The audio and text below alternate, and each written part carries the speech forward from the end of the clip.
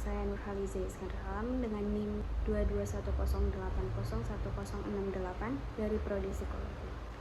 Baik, sebelum memulai materinya atau menjawab pertanyaan dan memecahkan pertanyaan tersebut, marilah kita berdoa terlebih dahulu dengan mengucapkan Bismillahirrahmanirrahim. Baik, dalam video ini saya ingin menjelaskan dan memecahkan tentang studi kasus hakikat manusia. Dengan pertanyaan, mengapa manusia banyak yang melakukan pelanggaran dari segi norma sosial? Lalu bagaimana cara mengatasi agar manusia kembali pada hakikat manusia? Baik, sebelum itu kita harus tahu apa itu hakikat manusia. Ada berbagai macam definisi hakikat manusia dengan berbagai sumber lainnya. Salah satu yang saya ambil yaitu hakikat manusia adalah individu yang sangat diperoleh oleh lingkungan, terutama lingkungan sosial, bahkan ia tidak bisa berkembang sesuai dengan martabat kemanusiaan tanpa hidup di lingkungan sosial. Nah, apa sebenarnya hakikat manusia? Ini merupakan pertanyaan dasar yang berusaha dipecahkan oleh para filsuf. Menurut pandangan Plato, hakikat manusia adalah roh, rasio, dan kesenangan atau nafsu. Dengan demikian, manusia dapat dibedakan menjadi 3 jenis. Pertama, mereka yang didominasi oleh rasio, yang hasrat utamanya adalah memperoleh ilmu dan pengetahuan.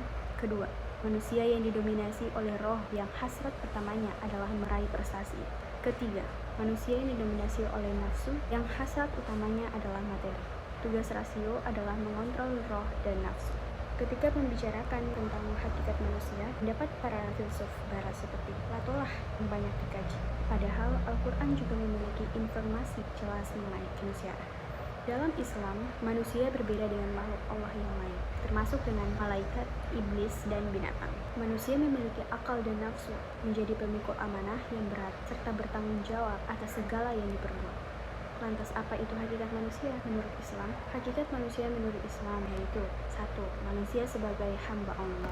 Allah menciptakan manusia dengan misi agar mereka menyembah dan tunduk pada hukum-hukum Allah.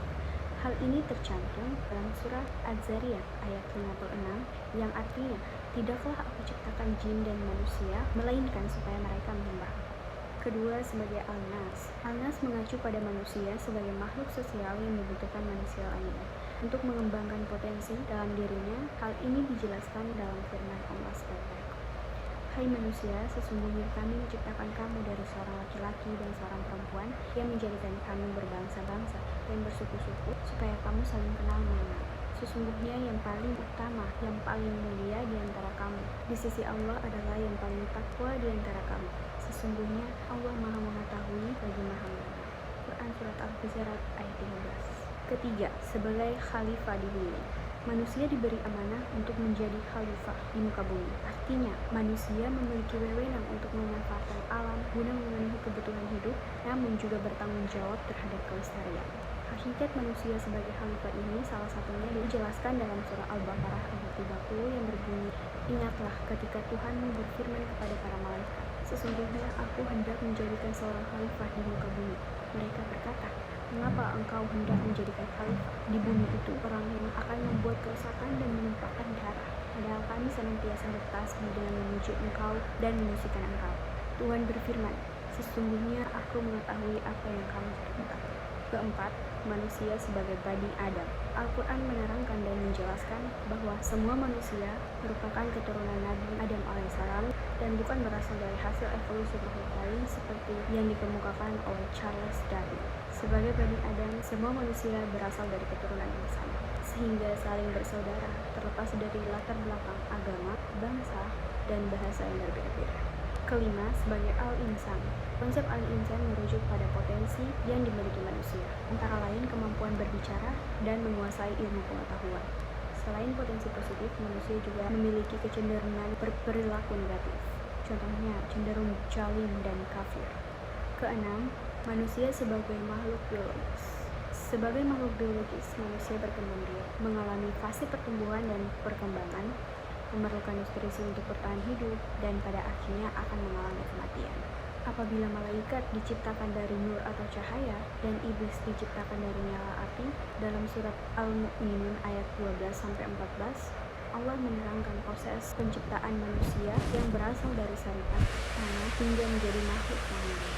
Dan sesungguhnya kami telah menciptakan manusia dari suatu saripati atau berasal dari tanah. Kemudian kami jadikan saripati itu air mani yang disimpan dalam tempat yang kokoh rahim. Kemudian air mani itu kami jadikan segumpal darah. Lalu segumpal darah itu kami jadikan segumpal daging.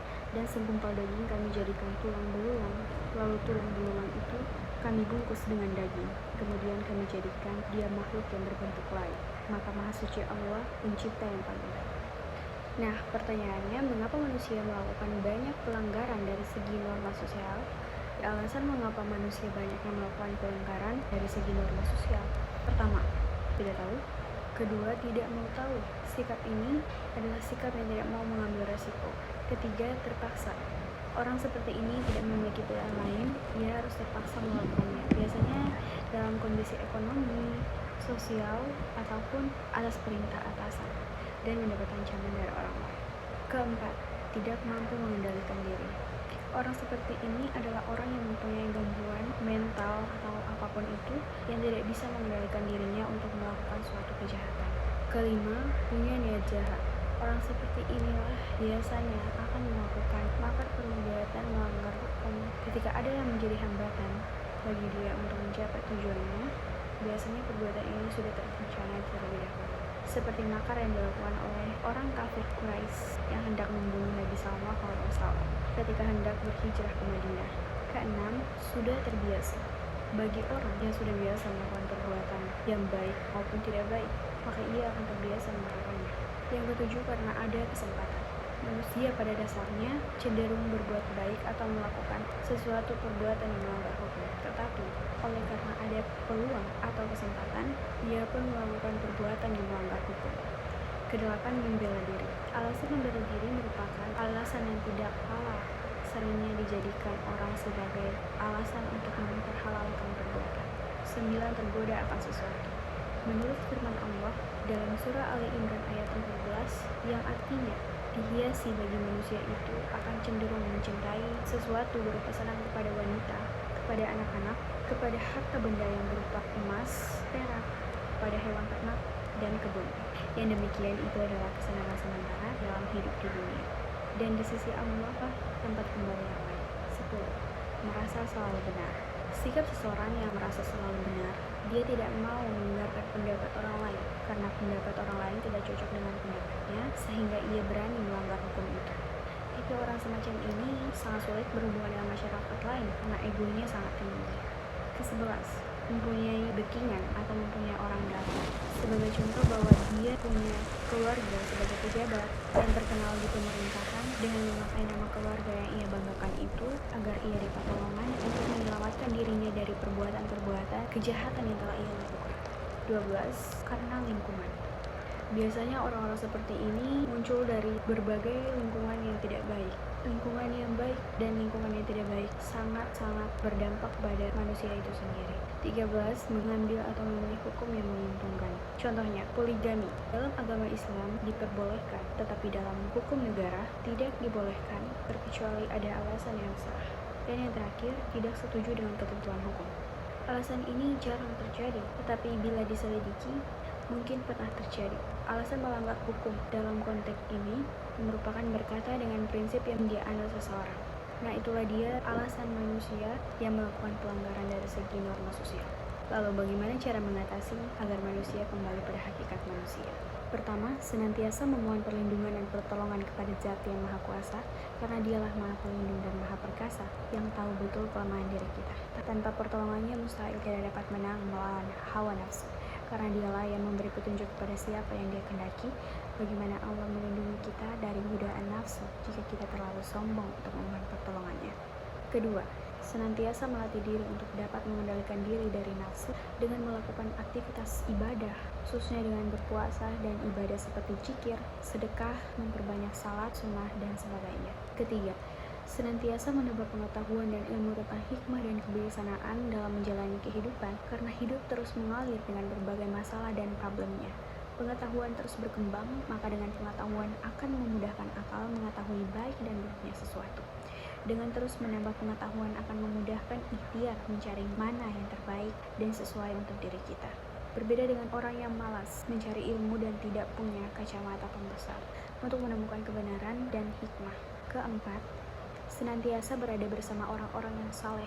Di dalam kehidupan ini, meskipun iman kita sangat tebal alias tahan banting, tapi jika terus-menerus berada di lingkungan orang yang tidak saleh dan tidak beriman, lama-kelamaan akan terpengaruh juga berbuat di bawah kendali nafsu. Teman dan sahabat adalah orang yang sangat berpengaruh bagi kehidupan seseorang yang beriman. Sebagaimana hadis Rasulullah SAW bahwa agama seseorang sesuai dengan agama teman dekatnya. Kelima, menjaga diri dengan menjauhkan diri dari orang-orang yang tidak baik untuk keimanan kita adalah salah satu jalan agar keistiqomahan kita terjaga sampai hari akhir. Dan mungkin kita juga bisa menjadi manusia yang kembali pada hakikat manusia.